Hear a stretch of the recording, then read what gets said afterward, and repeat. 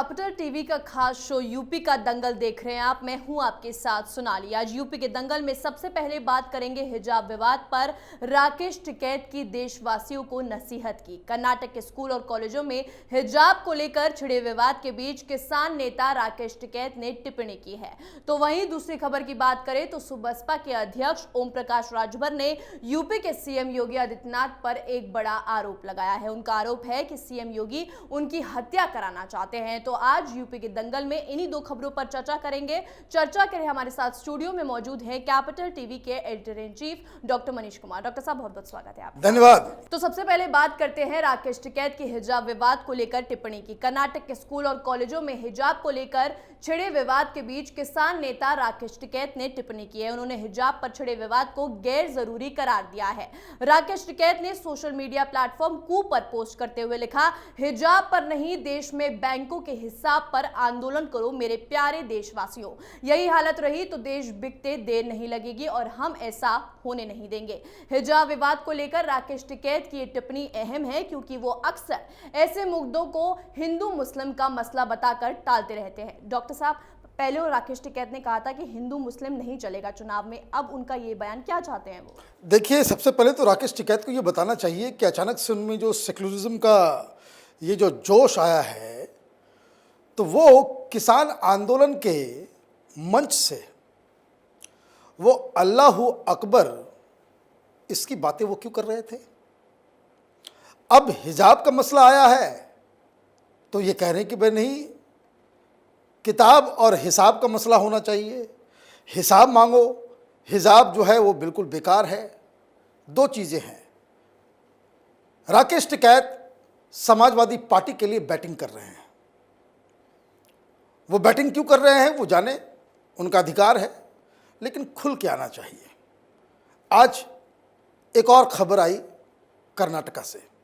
High court में हिजाब को लेकर वहाँ पे बहस जारी है और वहाँ पे जो 4 लड़कियाँ जो पिटिशनर हैं, उनमें से एक ने कहा, हाईकोर्ट से गुजारिश की है कि इसकी सुनवाई और उसका फैसला भी रोक दीजिए, अभी इसके ऊपर कोई फैसला ना हो, क्योंकि अगर इस पे कुछ चलेगा, जब तक ये विवाद चलता रहेगा, आप फैसला सुना देंगे तो चुनाव में इसका कोई फायदा उठा लेगा। उधर पिटीशन डाला जाता है और इधर राकेश टिकैत को सामने कर दिया जाता है। समाजवादी पार्टी, कांग्रेस पार्टी हिजाब पे बिल्कुल चुप है। डिबेट्स होते हैं, उसका आदमी नहीं आता। क्यों नहीं आता? एक तरफ खाई है, दूसरी तरफ गड्ढा है। अगर वो हिजाब के विरोध में बोलेंगे, मुसलमान नाराज हो जाएगा। हिजाब के पक्ष में बोलेंगे, हिंदू नाराज हो जाएगा। ये वोट बैंक की राजनीति। तो आपने क्या किया? आपने अपने एक ऐसे चेहरे को सामने ला करके खड़ा किया जिसके ऊपर किसी पार्टी का अभी जो आंदोलन की वजह से वो कहीं इधर उधर नहीं जा रहे। ये पहले आरएलडी से चुनाव लड़ते थे, 2 बार चुनाव लड़े, दोनों बार जमानत जब्त हुआ। राकेश टिकैत के गांव में उनकी बातें कोई सुनने वाला नहीं है। वो पूरे देश में आंदोलन की जो है बात करें, वो जैसे कि कोई अन्ना हजारे हो गए। तो उनको आगे करके हेडलाइन लिया जा रहा है, माहौल बनाने की कोशिश की जा रही है कि देखिए, ये हिजाब का जो मसला है ये भारतीय जनता पार्टी ने शुरू की है। और क्यों वहां हाईकोर्ट में और इधर ये सारे लोग हिजाब से भाग रहे हैं? वो इसलिए भाग रहे हैं कि इनको ये बात समझ में आ रहा है कि 2 फेजेस में तो मुस्लिम वोटर्स बहुत थे, तो यहां तो आप हिजाब को भुनाकर मुस्लिम महिलाओं का वोट आप ले लोगे, लेकिन अब हिजाब 3rd, 4th, 5th फेज में अगर घुस गया, जहां मुसलमानों की तादाद उतनी ज्यादा नहीं है वेस्टर्न यूपी के कंपैरिजन में, तब तो मसला खराब हो जाएगा, चुनाव आप हार जाएंगे। तो ये जो हिजाब का जो मसला है, ये हिजाब का मसला भारतीय जनता पार्टी या किसी हिंदू संगठन ने शुरुआत नहीं की। अगर कोई ये कहता है कि भाई भारतीय जनता पार्टी ने चुनाव के समय हिजाब का मसला उठाया है, तो इसका मतलब क्या है? इसका मतलब ये है कि ये जो पीएफआई है वो बीजेपी की दलाल है, ये जो मौलवी मौलाना है सब बीजेपी के पेरोल पे हैं। भाई लड़कियां को बीजेपी वाले बुर्का पहन करके स्कूल भेज रहे हैं क्या? उधर हाईकोर्ट का आदेश है कि जब तक ये चल रहा है तब तक कोई धार्मिक ड्रेस पहन करके नहीं आएगा। अब उस उर्दू स्कूल के अंदर टीचर्स ने मना कर दिया कि भाई आप हिजाब पहन करके नहीं आ सकते। प्री बोर्ड का एग्जाम है और देखिए पेरेंट्स के साथ ये कट्टरता किस हिसाब से है। लोग कहता है भाई किताब पहले कि हिजाब पहले, पढ़ाई होगा या नहीं होगा। इन लोगों ने कह दिया कि भाई हम एग्जाम नहीं देंगे जब तक हिजाब अलाउड नहीं किया जाता है। मतलब हाई कोर्ट के आदेश की पूरी तरीके से धज्जियां उड़ाई जा रही हैं। तो ये जो सेक्युलरिज्म का जो नशा करके जो लोग बैठे हुए हैं वो चाहते हैं कि डिबेट में उनको चित भी उनकी, पट भी उनकी, अड़ा भी उनका, खड़ा भी उनका, सब कुछ उनकी बात सही और बाकी पूरी दुनिया गलत। तो खैर इसलिए राकेश टिकैत बैटिंग कर रहे हैं, हालांकि इससे कोई फायदा नहीं होने वाला किसी भी पार्टी को। जी डॉक्टर साहब, दूसरी खबर की बात करें तो उत्तर प्रदेश विधानसभा चुनाव के तीसरे चरण का मतदान 20 फरवरी को होने वाला है। इससे पहले राजनीतिक दलों का एक दूसरे पर आरोप प्रत्यारोप का दौर भी जारी है। इसी बीच सुहेल देव भारतीय समाज पार्टी के अध्यक्ष ओम प्रकाश राजभर ने यूपी के मुख्यमंत्री योगी आदित्यनाथ पर गंभीर आरोप लगाया है। ओम प्रकाश राजभर ने कहा है कि योगी आदित्यनाथ मेरी हत्या कराना चाहते हैं। इसे लेकर उनकी पार्टी ने चुनाव आयोग को पत्र भी लिखा है। डॉक्टर साहब, ये ऐसे बयान सिर्फ सुर्खियों में रहने के लिए दे रहे हैं क्या? देखिए ये राजभर साहब ये तो बड़ी बड़ी बातें कह गए। हकीकत क्या है? हकीकत ये है कि भारतीय जनता पार्टी की तरफ से वहाँ एक उम्मीदवार कालीचरण नाम के शख्स को उतार दिया गया है। 2 बार इस कालीचरण ने राजभर को चुनाव में हराया है। ये लोग मोहल्ले टोले के नेता हैं। जिस हिसाब से चुनाव से पहले स्टिंग ऑपरेशन और जिस तरह की बयानबाजी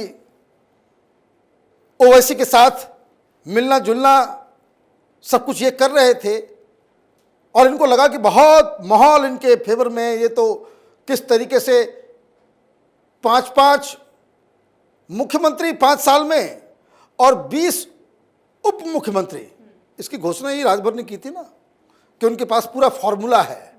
भाई पूरी उत्तर प्रदेश का फॉर्मूला तो अपनी जगह पे गया, अपनी सीट बचाने में इनको जद्दोजहद करनी पड़ रही है क्योंकि उनकी स्थिति बताई जा रही है, जो ग्राउंड रिपोर्ट्स आ रहे हैं कि वो ठीक नहीं है, वो हार भी सकते हैं। अब ये समझिए कि जो छोटी छोटी पार्टियां हैं इनके साथ मिलकर अखिलेश यादव ने गठबंधन किया। वेस्टर्न यूपी में तो जाट समुदाय की वजह से आरएलडी थोड़ी मजबूत भी नजर आ रही थी। हालांकि आरएलडी पहले भी गठबंधन के साथ लड़ चुकी है और जयंत चौधरी खुद लोकसभा का चुनाव हार चुके हैं। तो ये जो लीडर्स हैं, ये जो राजभर जैसे लोग हैं, जो दर्जनों पार्टी, जो नाम भी लेना ठीक नहीं है, ये गली मोहल्ले के जो लीडर्स हैं वो अपनी हार देख रहे हैं। तो उन्होंने कहा कि भाई अब किस तरीके से इसको हाईलाइट किया जाए। तो सीधे चीफ मिनिस्टर के ऊपर आपने आरोप लगा दिया कि वो मरवाना चाह रहे हैं, कोई आपकी हत्या कराना चाह रहा है और आपके पास सबूत है। आप कहां जाओगे? पुलिस में जाओगे या आप इलेक्शन कमीशन जाओगे? आपको एफआईआर दर्ज करानी चाहिए कि भाई हमको इनसे खतरा है। आप इलेक्शन कमीशन चले गए, मतलब कि कोई हत्या करवाना नहीं चाह रहा, ये खुद ही उछल रहे हैं। क्यों? क्योंकि आप योगी आदित्यनाथ को पेंट कर सके कि देखो हम तो चुनाव लड़ रहे हैं, ये मुझे मारने का। भाई क्यों इलेक्शन के समय? अभी तो वो जमाना रहा नहीं। पहले ये होता था जब पूरे देश भर में कांग्रेस पार्टी की सरकार होती थी, उसका वर्चस्व होता था। जब बाहुबली पूरी तरीके से हिंदुस्तान की राजनीति पे हावी होते थे कि कोई उम्मीदवार बनना जा रहा है तो उसको आपने पहले से ही निपटा दिया। अब वोटिंग का समय आ गया है और आप इस तरह का उटपटांग आरोप लगा करके अब देखिए, तो ग्लोबल वर्ल्ड में इस तरह के लोगों को से क्या कहा जाए कि आप एक इलेक्टेड चीफ मिनिस्टर के ऊपर हत्या करवाने का आरोप लगा रहे हो। पूरी दुनिया में जाती है खबर आजकल। तो इन लोगों को इसको कह सकते हैं ना कि वो जो कोल्हू के बैल होते हैं, इनको ठीक सामने नजर आता है, दस दुनिया से मतलब नहीं है। तो राजभर साहब की ये जो अचानक से जो इनको जो थ्रेट परसेप्शन आया है, वो चुनावी खतरा है। वो अपनी हत्या, अपनी मौत के लिए नहीं वो उतने चीख चिल्ला रहे हैं। इनका पॉलिटिकल डेथ होने वाला है, इनकी राजनीति खत्म होने वाली है, और इसलिए ये परेशान हो रहे हैं। बहुत बहुत शुक्रिया डॉक्टर साहब बातचीत के लिए। धन्यवाद। तो हिजाब विवाद थमने का नाम नहीं ले रहा है। अब हिजाब बैन का मामला उत्तर प्रदेश विधानसभा चुनाव के मैदान में मुद्दा बनने लगा है। राजनीतिक दलों की ओर से इस मुद्दे को हवा दी जा रही है। यूपी में चुनाव है तो मुस्लिम वोट बैंक को अपनी तरफ लाने के लिए तरह तरह के तर्क भी दिए जा रहे हैं, लेकिन ये कितने काम आते हैं ये तो 10 मार्च को साफ हो जाएगा। आज के इस खास शो यूपी के दंगल में इतना ही। तमाम खबरों के लिए देखते रहिए कैपिटल टीवी। नमस्कार।